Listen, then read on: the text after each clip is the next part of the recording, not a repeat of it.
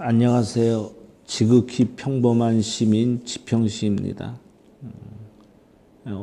올해 마지막 날이네요. 그래서 이것저것 좀 말씀을 드려보겠습니다. 우선 저는 제가 이 유튜브 한 다음에 제가 제 스스로 제 자신 거를 이렇게 여러 번 듣습니다. 좀 무슨 말 했나 싶기도 하고 또 시간이 지나서 만나고도 좀 들어보는데요.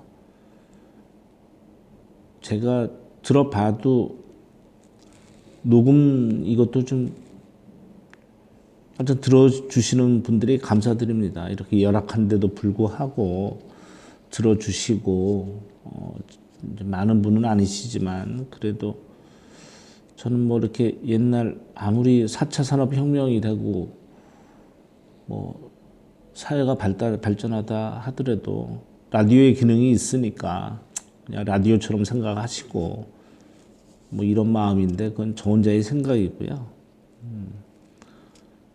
제가 하루 종일 직장에서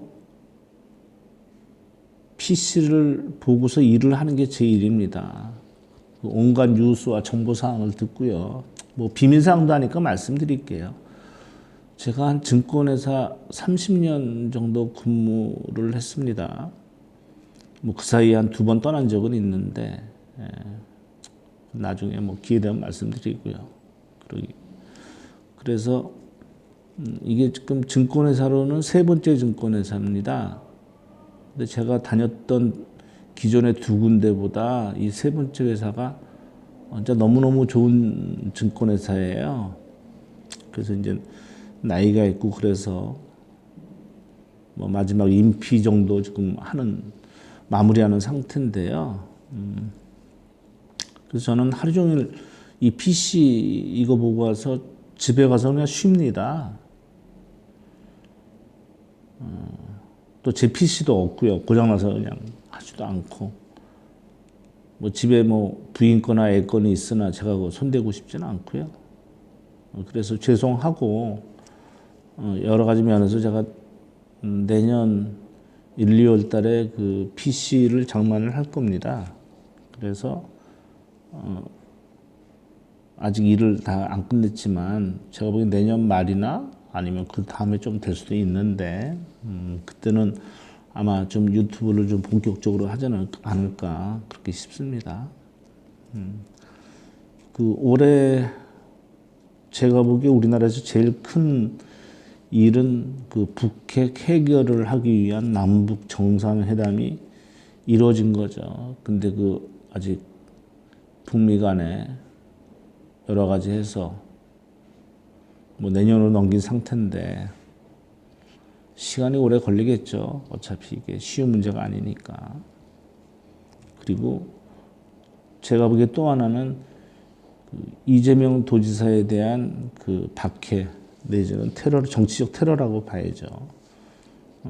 이것도 내년으로 당연히 넘어갔는데 저는 거의 마무리됐다고 봅니다. 다른 분들은 어떻게 생각할지 몰라도 경찰이 일단 탈탈 털었죠. 경찰은 제가 보기에 어떤 지시를 받은 겁니다. 이거는 해서 검찰로 넘겼는데 검찰에서는 뭐 몇 개 묶었지만 하여튼 가정사라고 봐야죠. 이번 문제로 해서 넘겼는데 나머지 2개는 빼버리고 이제 법원으로 넘어갔죠. 법원으로 왔는데 어떻게 보면 정치권의 일을 가지고 이 책임을 갖다 정치적 책임을 법원에다 토스한 거죠. 그러면 대한민국 검찰이나 법원 특히 이런 데가 호구가 아닙니다. 이 정치적 사건을 갖다 법원한테 미뤘다? 법원이 어떻게 할 건데요, 그럼? 이거 시간 걸립니다. 자기들이 시간을 끌 수 있는 만큼 끌 것입니다, 법원에서는. 그리고 그 책임을 자기들이 다 지기에는 너무 버겁죠. 이거 누가 이 사건을 막고 싶어 하겠어요. 되지도 않는 일 가지고. 그래서 이거는 아마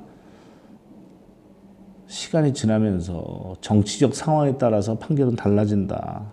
그리고 제가 보기에는 이런 거 가지고 그 경기도민의 그 표심을 갖다가 뭐 했다가는요, 이거는 뭐 말도 안 되는 얘기이기 때문에 그러지 않다고 보고요. 제가 이제 이거 방송하면서 제가 12월 그 기소지나면 조용해진다고 말씀드렸지 않습니까? 그럴 수밖에 없어요.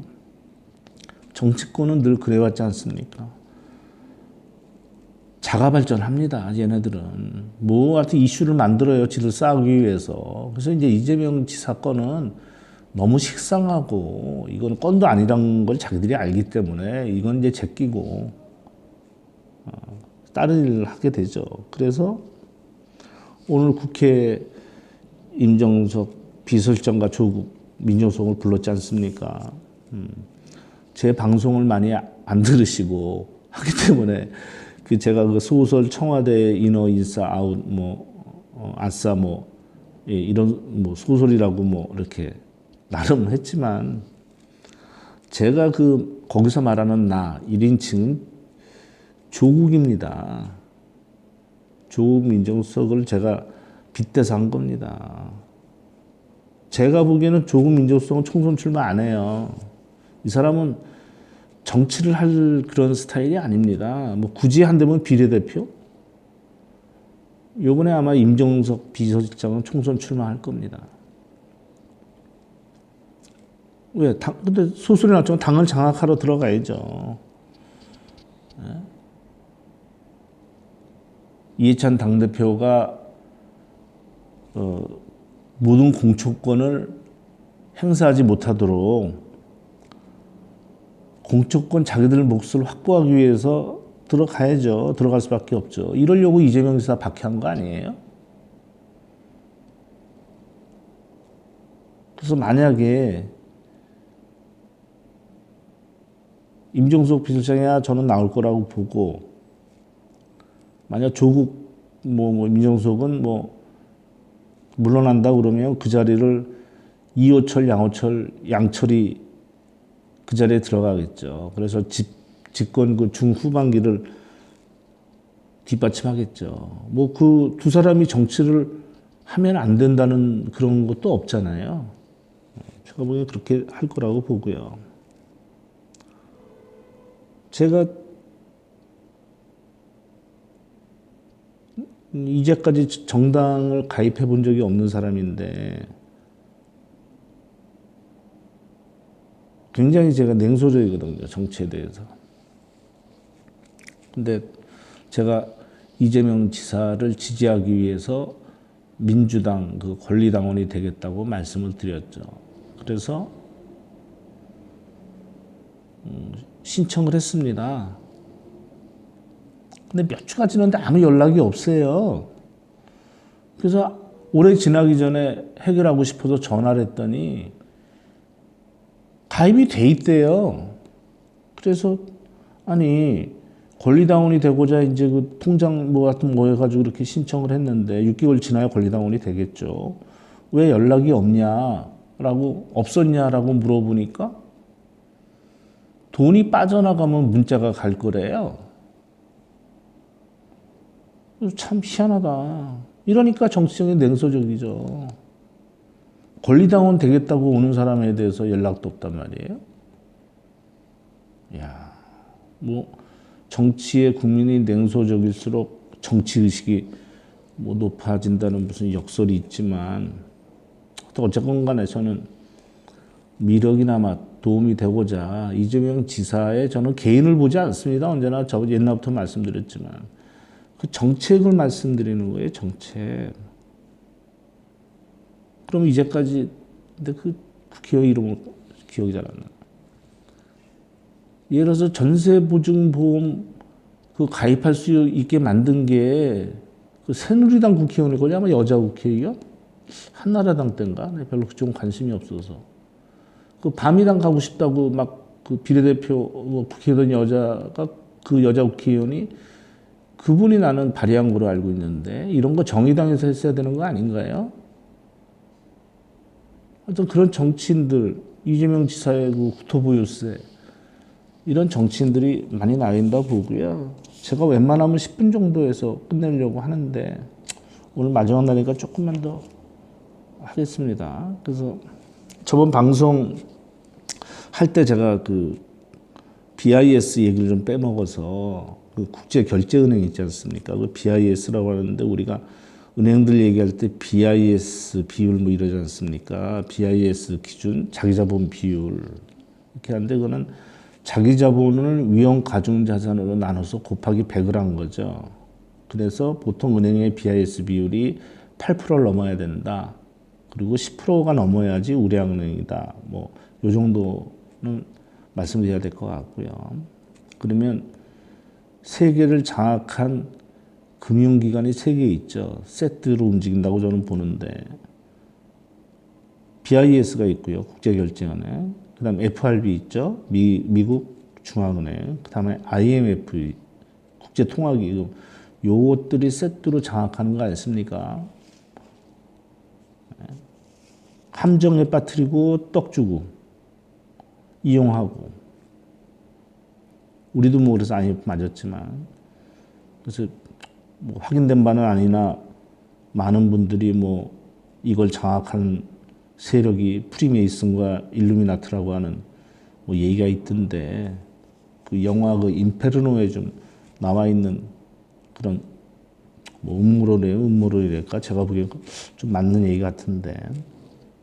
그리고 또 하나 말씀드리면 제가 은에 대해서 말씀드렸잖아요. 이제 경기가 나빠지는데 은은 지금 JP 모간이 종이은을 선물로 눌러놓고서 계속 매집을 했단 말이죠. 그래서 제가 그때 말씀드렸지만 실물로 사면 부가세 10%, 수수료 5%, 사고팔고 20%. 근데 그걸 팔려고 그러면 10%도 디스카운트 되니까 보통 20, 30%는 깨지고 들어갑니다. 그래서 금이 이론수당 제가 말씀드렸을 때 1220, 제가 노트에 적어 놓은 게 있어서 1220불이었는데 지금 1280불이 됐습니다. 조금 올랐죠. 은은 14.23달러에서 그때 제가 14달러 깨지려고 한다고 그랬죠. 그때 지금 15.33달러로 올랐습니다. 금속 중에서 팔라듐만 엄청 올랐어요. 대비. 근데 제가 왜 자꾸 은을 사라고 말씀드리냐면 뭐 나중에 다시 이렇게 섬세하게 말씀드리겠으나 이제 지금 제가 그래프 같은 걸 보여드릴 수가 없으니까 그 증권사에서 은 ETF가 거래됩니다. 저기 코드 번호가 144600인데요. 요새 증권사마다 새로 가입하거나 뭐 하면은 수수료 무료짜리 나오고 그러죠. 비대면 계좌 만들고 그러면 은에 대한 ETF는 거래세도 없습니다. 그리고 당연히 부가세도 없죠. 제가 말씀드릴 때 이게 3,200원대였습니다. 은이. 그게 역사상 최저점이죠. 근데 지금 3,490원이에요. 28일 종가가. 그래서 뭐 많이 오른 건 아닌데 이게 월봉상 21선이 3,770원을 넘기면 모든 저항선을 다 뚫어버리는 겁니다. 근데 왜 제가 이런 말씀이냐면 7년 동안 계속 빠지기만 했지 이렇게 반등 나와본 적이 없어요. 저항선다운 저항선을 뚫어본 적이 없어요. 일봉상으로 확실히 다 뚫었습니다. 저항선을. 그러면 어떤 분들은 오해하실 수도 있어요. 무슨 투자 얘기하니까 제가 증권사 다녔다고 그랬잖아요. 한 10년 지점장 생활을 했는데 저는 늘 야전에만 있었습니다. 30년 동안 1년 빼놓고는. 이제 보직을 놓고서 이제 은퇴할 때쯤 되니까 이제 눈에 보이는 거예요. 매일 쳇바퀴 돌던 생활을 하다가 그 회사에서 목표량이 떨어지고 뭐하고 뭐 여기에 몰두하다 보니까는 알고 있는 거하고 실전하고 대비가 안 됐는데 이제 좀 정리가 되는 거예요. 그래서 제가 절대 여러분들한테 뭐 같이 투자하자 뭐 이런 얘기는 저는 그런 사람의 부류가 아니에요. 여유 있는 분은 지금쯤 은투자를 하시는 게 맞다고 말씀을 드리는 거고 또 판단은 본인들이 하시는 거고 제가 절대 뭐 이 업계를 떠나면서 뭐 저랑 같이 거래하세요. 내지는 무슨 이런 건 절대 아니니까 그런 오해는 하지 마시고요. 왜 제가 그러면 그 얘기를 하냐면 제가 잘 아는 게 그거니까 그거 말씀드린 거예요. 처음에는 저는 역사 얘기를 좀 하고 싶었어요. 제가 아는 한도 내에서 조금씩 공부도 하면서. 근데 얼마 전에 뭐 설민식인가? 그 친구 소송당하더라고요.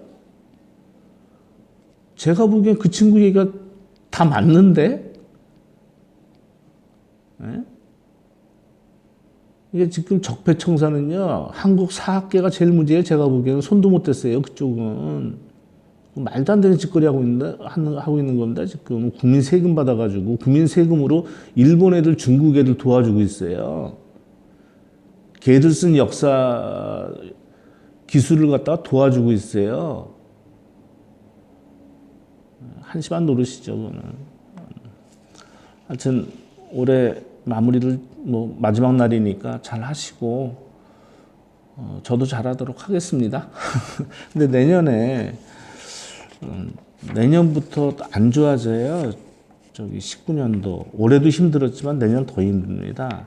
아마 20년도에는 피크를 칠 텐데, 당연히 저는 이재명 도지사의 그 정책을 지지하고 또 제일 처음에 제 방송을 들으시는 분도 아마 그런데 같이 뜻을 같이 하니까 많이 들으시다가 이제 좀 안 들으시는데 그거야 뭐 괜찮고요. 나중에 또 이슈가 되면 뭐 이렇게 하더라도 각자 자기 생활에 충실하면서 또 뭐 가장인 분도 계시고 뭐 살림만 하시더라도 가정 살림 지키셔야 되는데 경기가 나쁘다고 뭐 알고는 있고 투자는 말아야죠. 투자라는 게 무슨 내수가 죽는데 무슨 뭐 컵십을 연다든가 뭐 치킨집을 한다든가 이거 하면 안 됩니다. 제가 보기에 몸으로 버틸 수 있는 노동을 하는 게 나아요. 그걸 해야 됩니다. 노동을 해야 됩니다. 이럴 때는. 그리고 직장 생활 하시는 분들은 절대 직장을 떠나시면 안 되고요. 물론 지금서부터 금융권 시작했으니까 내년에 이제 제조업체 감원 바람이 나올 겁니다. 그럴 때일수록 뭐 어떻게 하면 버티려고 노력을 하셔야지 걔네들 조금 주는 돈 가지고 이거 가지고 뭐 해볼까 해서 나오셔서 뭐 하시면 큰일 난다는 얘기예요. 그 돈 금방 없어집니다. 예. 오늘 좀 하다 보니까 시간이 길어졌네요. 예, 감사합니다. 내년에 다시 뵙겠습니다.